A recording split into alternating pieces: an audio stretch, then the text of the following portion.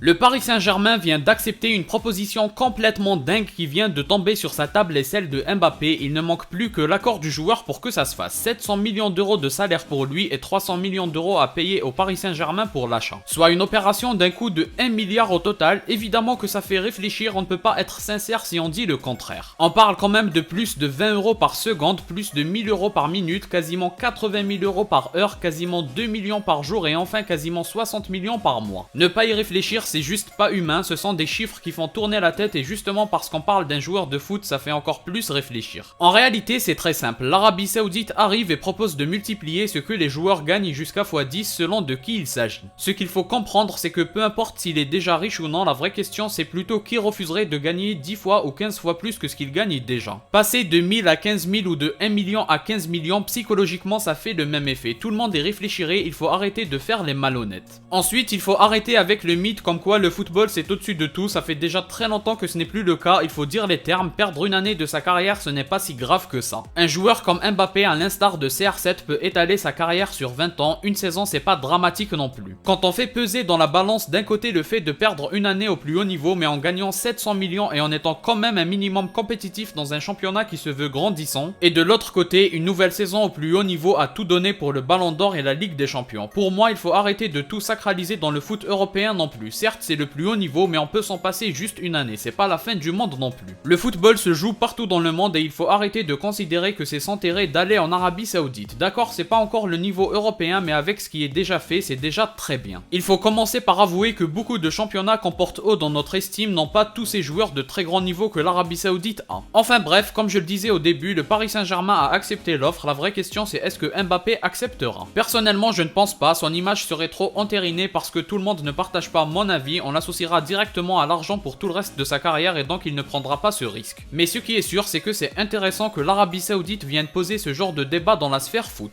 Et en ce qui vous concerne, dites-moi dans les commentaires, vous le voyez accepter ou non et qu'est-ce que vous en pensez? Pensez à liker et à vous abonner pour me soutenir gratuitement et surtout ne rien rater.